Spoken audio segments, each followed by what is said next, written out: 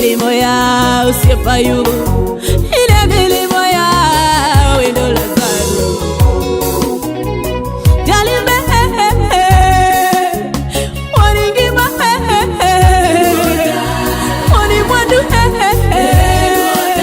ine mamidu. Nija neno Lolwe TV chunya majaka kora ogo Nyasaye maduong' Nyasach oganda erokamano kuom thuolo mochako loso mondo mi warad kodi. Ok en tekona kata ok en riekowa, temna ng'wono mar Nyasaye mondo mi warad okinyi machal kod ma mondo mi wapuonjre kuom wach Nyasaye kod dhako moro kata dichuo maikore mondo odhi kare mar tich kata kare mar ohande. Kamoro idwa dhi safari mopogore opogore. To miane iti matin mondo wawuo kuom wach matin ma Nyasaye osemiya sani janeno Lolwe TV. Mokwongo atimo mos ahinya ni janeno Lolwe TV kendo akwayo ng'wono ahinya ni studio Lolwe TV ne kayudora ka odiochieng' mar tich ariyo kalure kod mago mok nyal geng'. Janeno Lolwe TV manogochona nyaka manomondo chiew mondo mi onena, atimo mos ahinya Nyasaye mondo mi okwe chunyu kaachiel kod management mar Lolwe TV.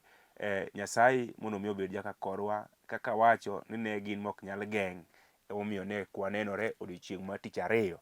To ka Nyasaye oloso thuolo kawuono to wabiro wuoyo. We mondo mi asom wach ma Nyasaye oseora kodo sani kod okinyi.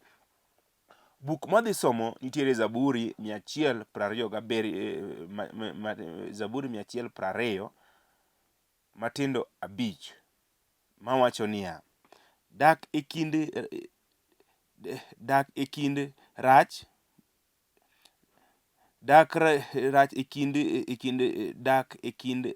kindu rach mana kaka dak e piny Meshek, kata ka dak e kindu kaka dak e kind jo-Kedar. Asedak aming'a mokadho gi joma ok dwara. An adwaro kwe to gin gidwaro mana lweny. Muma machielo janeno Lolwe TV nitiere e buk mar Zaburi kanyo. Som koda Zaburi 71 mawacho niya: Nyasachwa, resa, reti piyo mondo ikonya. Yaye Ruoth, we joma dwaro ketho ngimana wigi okuodi. Erokamano janeno Lolwe TV, we mondo mi walam. Wuonwa kendo Nyasachwa, Jehova modak e polo malo apanda. Mae sama ber miseloso mondo wawuo kod chuo kaachiel kod mon ratego. Mondo mi oro maler mondo mi otel e nyima Jehova. Yoro maler mondo mi otelno nyima oganda Nyasaye maduong' misepedho sani mondo mi owinja janeno. Jehova mae sama ber mwadwaro teko maro maler mondo mi ol kuomwa Jehova. Erokamano kuom keto mere kaachiel kod jodongo, nyiri kaachiel kod vijende piny Jehova kod okinyi sani mondo mi ochik itgi kuom wach matin misemiya ratego. Jehova mae sama wadwa neno loch kod nyalo japuonj kitimo gik ma onge mondo mi obedi Jehova. Wach mwadhi wuoye en dak e kind wasigu Nyasaye. Mae sama wadwa mondo mi igol ogandani modak e kind wasigu Jehova. Gine loch kod nyalo Nyasaye mondo marendete. Talamo ka geno biro timo to mani happy ngeso krudwa. Amen. Janeno Lolwe TV, an mawuoyo kodi sani kod okinyi giluonga ni Pastor Benedict Oganyo. Awuod Ugenya Ugunja e gweng' moro ni Hawuoto kanye monyuola. Awuod jaduong' Peter Oganyo gi mama Mary Awino. Molo mago janeno Lolwe TV ajaneno kuom Yesu Kristo nowaro to chango to pongo teko maro maler. Nyasaye no osebedo jaka kora. Alemi kanisa mar Holy Home Church of Christ manitiere e piny Dandora phase 5 kanye mwanitie. Kaka mano kanisa wanitiere Nairobi ka wan kod kanisa Ngong, wan kod kanisa Mel Saba, wan kod kanisa Kibira.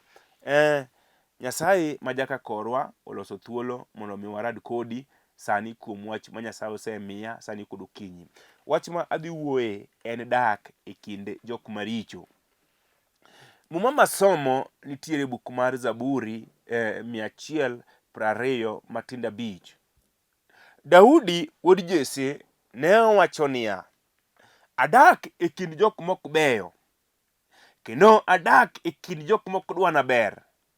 Ing'e ni dhako samoro inyalo dak e gunda kata e dala kata e kind jomoko ma gin gimoro amora mitimo ok nyal bedo nigi maber. kendo every time mipango mondo mitim gimoro nyaka gine ka gino wuok marach. Ok en ni in itimo gima rach kata ni gimitimo rach, mak mana ni jok midakgo kata jok manie kindi ok dwa ni ber.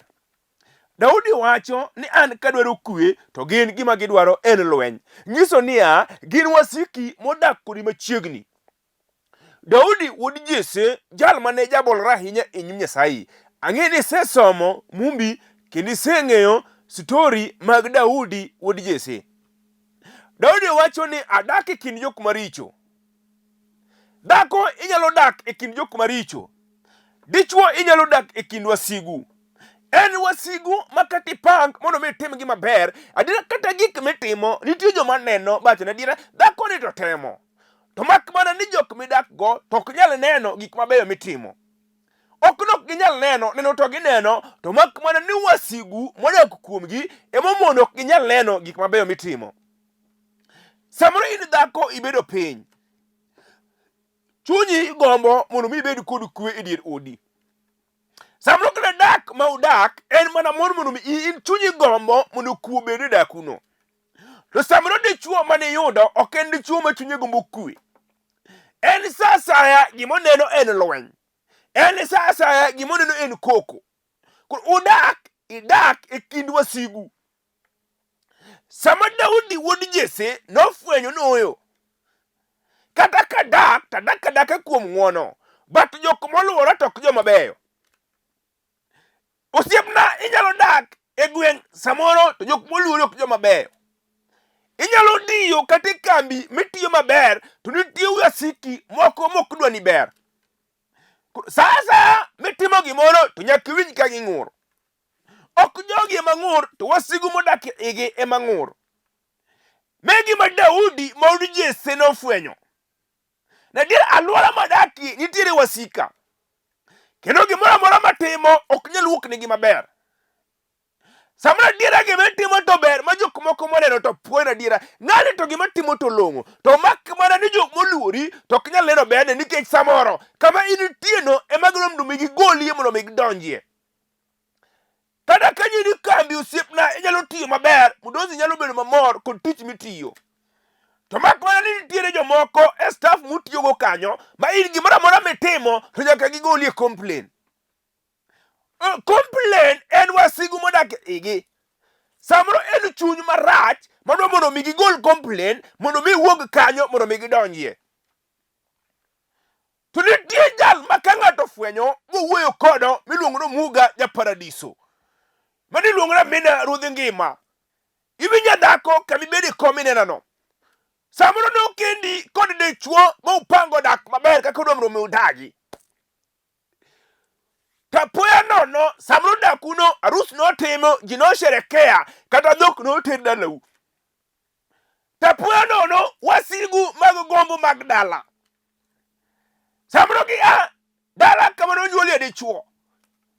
Samoro gi dala kama nonyuolie mama. Gin nyogi ramo bagi chwedo lwetgi noyo. Dakuno kubidhi.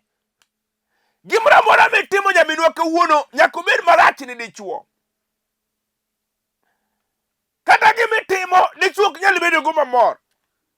Dichuo ma ji dak go, ma ji bedo go, ma ji luongore go nying mabeyo, nyo biro bobedo jasiki. Gimara mora mitimo kati oduka to nyakine ka dichuo loko kite. Kati tem maber dhako binyiew ni dichuo gimara mora modwaro. Podo kano bed kodi mamon nikech wasigu modak kuome ok oyie mondo mi bero nen kuomi. Megi ma Daudi ma wuod Jesse nofwenyo. Ni kata tem mondo mi atim mabeyo to ok nyal neno nikech jok moluoro ok jok maricho, ok jok mabeyo. Kawuono osiepna kamibedo piny nena. Ere gi jok mineno moluori. Kinde moko nalemo kod osiepna moro miluongo ni Peter modo yamo. Ne watemo mondo watim gik mabeyo. Tawuoro jok mane oluorowa. Gimoro amora mane watimo nyaka ne rachne nie. To gima ne aduogo afwenyo nok en jok moluora to wasigu modak kuomgi ema ne neno gik maricho. Nikech ok odwa gima ber. Wasigu moluori madwa mondo mi ogoni sumo i nyathiwa ok dwa gima ber mitimo. Kawuono kata dhako nyi loko hala, idak pidho nyaka dichuo. Dichuo no pod ok nyal neno, pod rach ni emo neno. Samoro dichuo nyi kawo dhako bikete ot, gimoro amora nyalo timone. To pod magi pod ok nyal neno kaber, en rach emo neno. Ok en dhako ni, be ok en dichuo ni, to en wasigu modak kuome ema neno rach. Daudi wuod Jesse wacho niya, jok moluoro ok joma beyo. Inyo siemna samoro dala ma nyonyuoluye. Samo joma oluori ok joma beyo. Kata nyi temo mondo mi ting' wiyi. Kata nyi somo bin kod degree kod certificate. Nyi setemo manyo tich e piny Nairobi. Mano nyo tamre bi dok idhi puro dala. Ang'o momiyo matimore nyathiwa? Samoro jok moluori ok joma beyo. To nitie jal ma ka ng'ato ng'eyo. Nitie jal ma ka dichuo chomo. Wacho na sereno ka wasika go siboi. Kendo gibiro mondo mi gitieka. Daudi ne ywak Nyasaye kunyi kuro dhiambo. Iwinjo dhako na kopod wasigo luori. In ionge teko kod mamlaka mar gori kod wasigu. To nitiere sana ja paradiso. Jal ma ng'ato nyalo oro mondo mi otelo lweny. Daudi sama ne Saulo noluore. Sama Saulo ne goye lweny. Daudi ne onge wach kod Saulo. Kada kisomo mo mibro winjo. Chiemo no tiyo mane Daudi ka Jesse noyude. Noyudo Saulo ma jasike. To macho ne kotimo ne gimoro. Nikech nong'eyo ni ma Saulo makiro koda. To ma wasigu modak kuome. Miyo kawuono dhako wakoni niya. Kata nyuola mokendie. Ok dwa ni ber. Gimoro amora mitimo to nyaka lweny wuogie. Gimoro amora mitimo to onge manyalo puoyi. En to timo nang'o? Weche moko winjore. Ema samoro winjo ka ji wacho. Tiwinjo dhako nitiere sana ja paradiso. Kata wabedo nwa siku luori. Kata obed mani kambi kamitiye. Kata obed mani odi kamidakie. Uluori adiera mionge kwe. Samoro kada kiwuotho. Ji nyalo nene kiwuotho kendo kod chir. To mera kidoki odi ok inyalo neno. Nikech wasigu moluoro odi kanyo. Ok oyieni mondo mi ibed kod kwe. Samoro ibedo dhako ma seche duto. Pi wang'e mosiko kaluoke. Nikech koparo wasigu moluore. Kawuono ng'ato dwa wacho niya. Kata gin wasigu manoori. Kata gin wasigu mag gombo mag dala. Ema samoro luori nyathiwa. Ema samoro tamie kwe. Ema samoro tamie tiji. Samoro otamo nyithindo somo. To nitiere sana ja paradiso. Jal ma ka ng'ato fwenyo niya. Jal ni jo wasigu moluora. Aonge wach kod anyuola. Be aonge wach kod osiepe. Be aonge wach kod staff matiyogo. To nitiere wasigu. Masamoro gik matimo. Ok nyal bedo ni gima mor. Gimoro amora mapango. Ok nyal bedo ni gima ber. To kawuono ka dhako yie. Kuom Osana Rabi Janasaret. Kawuono ka dichuo yie. Kuom Yesu King noendo. Onyalo golo wasigu. Apako Yesu Rabi. Kata binyogi biro tiega di. Nyathiwa. Kata nyogi biro grup maduong'. Nitiere teko mar Yesu Simba. Nyalo pogo gi kidieng' abiriyo. Kata nyogi chomo odi tir. Mondo megi kath nyathiwa. Samoro nyogi goli odi. Kama nye daki kod kwe. Nikech wasigu goendo. Samoro gidwa gogni manoiki. E tok dala nyathiwa. Nyogi chwado lwetgi. Ikoyo noyo. Nyango manyaro mera. Ok nyal dak kod dichuo.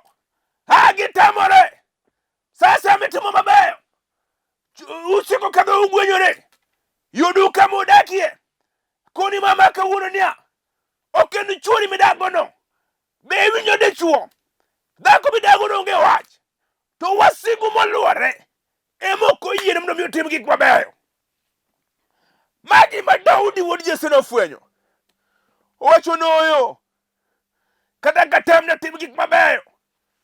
Wasigu moluora. Ok oyiena mondo mi atim ma. Penji nyathiwa. Ang'o mineno mosetamore. Setemo mondo mi tim. Kata mondo mi kel kwe. Odu kanyo nyathiwa. Mondo pok onyalore. Sami temo mondo mi uo. Tuwacho ni kawuono tadwa loso. Hoyo yaki ketho zaidi. Hiwinjo nyathiwa sani. Nitiere weche moko mokalo loso kod dhok. Nitiere buche moko ondike muma niya, ka unwang'o buche matek mok unyal ng'ado to udhi piyo piyo kama jodolo ma Jolawi nitie. Iwinjo mama samoro osetami ng'ado buch wasiku moluori, osetami ng'ado. Samoro nyisetemo, osewuoyo kod anyuola, osewuoyo kod osiepe, osewuoyo kod jokanisa, pok okelo solution nikech wasigu moluori ok oseyie ni mama. To Daudi wuod Jesse wacho nang'o? Mano jal mong'e Jehova ong'eyo sana japaradiso. Ong'e ni kata wasigu nyobiro mondo mi oketh mwandu, kata wasigu nyobiro mondo mi ogone siboi. Samre winjo nyathiwa kami bende wasigu nyosegoni siboi. Gimoro amora manye timo nyose chalo nono. Weche manye wacho samro kati dala ukanyo wasigu nyoseketi makada kogo bure dala. Nyok nyaluongi nyathiwa nikech weche mibiro wacho gin weche manyalo chwanyo dhano. Nikech ang'o wasigu modak kuomi ok oyie mondo weche mabeyo mondo mi owuog e ngimani. Nikech wasigu moluori ok oseyie nyathiwa mondo weche mabeyo mondo mi owuog e dhogi. Paulo wacho niya, ni kadwa timo gik mabeyo to richo ema rodhnigo. Nikech ang'o? Wasigu modak kuomi ok oyie mondo gik maber mondo mi otimre e ngimani. Apako sana Rabi. Iwinja mama, kata en dak manyokethore samro churi to nyi ero magana kowuotho to ji nyegowa mondo dak kaka udak to kosebedo ni maber. Nikech ang'o? Wasigu moluori ok oyie mondo idak kod kwe. Wasigu moluori ok oyie mondo ngimani odhi maber. Pako Yesu Simba. Joma gi moluori kawuono kada kinena mama kata en ohala nye chako mango nye ok osedhi maber, adiera mechro ingo inyalo loko ohala samara mora michako onyalo mera meta. Haji nyalo wacho niya, achi ng'ani to wang'ni ok oyudo gima owinjore tapoya nono po winjo korumo. Nikech ang'o? Wasigu mikedogo ok oyieni mondo ohala no dhi maber. Apako Yesu Rabi. Ere kaka ineno dhako? Be ineno ka nitie wasigu makedo kod ngimani? Ere kaka ineno dichuo sani kod okinyi osana japaradiso oseora mondo mi akoni niya, kata gin lang chunye mag midekre mag tuoche mag dala nyogi sebiro mondo mi gipegi cham pesa. Nyogi sechamo pesa e dala nyathiwa. To nitiere sana Rabi, nitiere jal miluongo ni Tika Komeko. En kende men kod teko mar daro wasigu. Pako sana Janasaret. Ere wach mineno kaka nyalo dichuo. Ere wach mineno kaka nyalore. Kata bedo wasigu nyoluori. Gisegoni siboi kunyi kod odhiambo. Kamora mora mikale nyisedong' kionge nying dhako. Kamora mora mikale owadwa nyisedong' kionge nying. Nikech samo wasigu nyoseketo weche moko moko owinjore kuomi. Samora mora mikale nyathiwa ji nyalo wuoyo kagoni siboi ok nikech gihero to mana wasigu modak kanyo emomiyo gik timore nyathiwa. Kawuono ng'ato nyalo wacho niya, kata bedo ni gin wasigu mag gomo mag dala, kata bedo ni gin wasigu manoor kod kwere, kata mano gole piny Tanzania mondo mi Lolwe piny Nairobi. Kawuono nitiere sana manyalo golo ng'ati wasigu. An chiema nafwenyo niya, onge jal malawa be onge jal man koda kod wach to mana wasigu samoro chuje madalawa ema nyalo mona dhi maber. Megi manomona chioma na ywakno sana. Ang'iso Rabi niya, kawuono Nyasaye nyaka igole e lwedo, kata obed mar wasigu, kata obed manor, kata obed mar jondagla. Kawuono nitie jal mani kod teko iluongo no sana Rabi, iluongo ni japaradiso. Kini mane jogero dagi muma wacho niya, en jogero nowite nikech kore notamogi.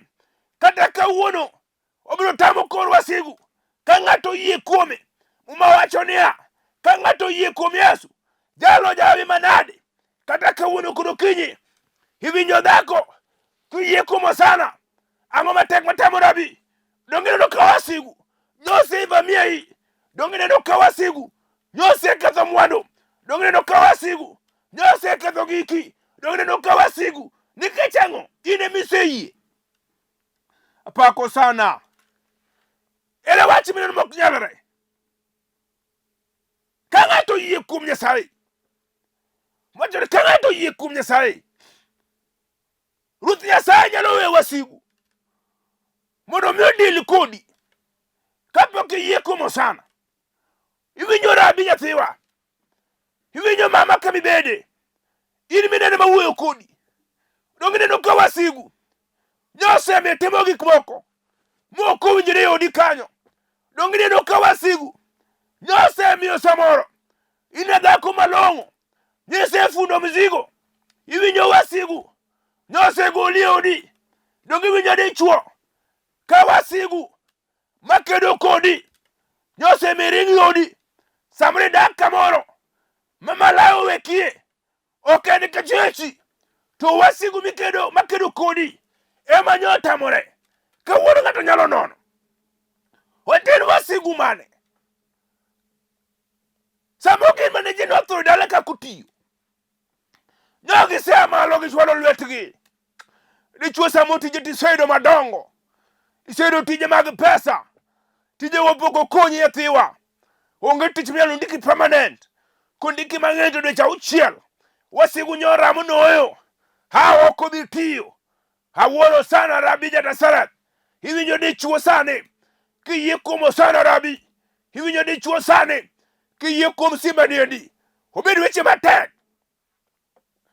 samo gin wasigu mag gedo ne githo e dala ka gichwado lwetgi reno igi kombawne udi moko mag oboke nyogia malo ka gichwado lwetgi goyo noyo oyo noged nade dono ka gino nokedi teni ne tent kidok dala nikech wasigu moluri ok oyieni mondo mi bed kod kari.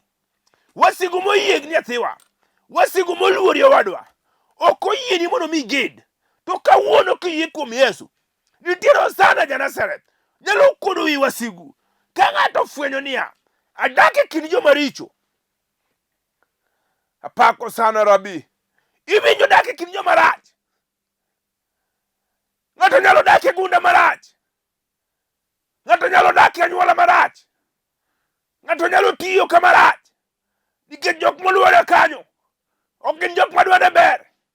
Iwinjo mama wuoyo kodi kata kanyo kendi e dala marach ma jachien nyoluoro kata kanyo kendi e dala marach ma wasigu nokawo. Tiwinjo mama sane kiyie kuomo sana nyalo golo wasigu nyalo pogo gi kidieng' 7 kata nyongi biro ka gichomo odi tir mondo mi gikethi dichuo manyuwerorego manyunyolo luongre sweetheart nyunyalo luongore hani kawuono bedo nade nying nyalo lokore inyalo luongi punda inyalo luongi guok nyathiwa nikech wasigu modak kanyo ok oyie mondo mi udag. To ka ng'ato fwenyo mano Daudi wuod Jesse fwenyo owacho noyo gik matimorena jok modak e kinda jok modak e alworana jok mawuoyogo jok mabayogo jok machiemogo ok gidwana maber. To kawuono ka ng'ato fwenyo oyo osiepe mawuothogo ema ok dwana maber jok mawuothogo ema ok oyiena mondo ngimana odhi maber. Kawuono adwa wilo adwa wuotho kod Yesu simba kata kosiepe ema oserocho ngimana. Kawuono adwa wilo adwa wuotho kod Yesu en kende ema nyalo ng'adona rieko kata ji nyoweya kata piny nyojwang'a. Samri winjo nyathiwa kamibede kominenano anyuola nyoseweyi kata osiepe nyoseweyi samro nyidong' kendi nitiere sana rabi nitiere japaradiso nitiere kew jaudendo ene modwaro jokwa ji oweyo jok manyodong' mokwani kamoro amora ma ji kwane ji. Iwinjo Daudi niendi en jal mane piny oweyo kata kisomo sigand Daudi en jal mane onge nying e dala Jesse kaun mare en jal ma kane jobedo piny samro kane ogo bura Daudi wuod Jesse ne nyalo luonge wuoro sana rabi, nyalo golo ng'ato kama ka ilwedo marach. Nitiere sana rabi manyalo golo ng'ato ilwedo mar midekre. Iwinja nyathiwa sani, ere wach mineno masamro nyotamore, nyise temo wadwa, wachno nyotamore, nyise temo kod pesa, wachno nyotamore, samro wasigu moluori, nyise dhi kajuoke mondo mi ked kod wasigu, kata kamano wadwa pok nyokelo duoko. To nitiere sana rabi, nitiere ja paradiso muma masomo manitiere Zaburi 70 machira chiel wacho niya, koro Ruoth Nyasaye malo sani mondo mi kod wi wasigu. Iwinjo nyathiwa, kata ji nyosewei, kata piny nyosejwang'i, kata ji nyokoseneni kaka dhako samoro, kata dala monyuomie ji nyokoseneni kaka dhako mowinjo dak. Nitiere wasigu sani makedo kod ngimani.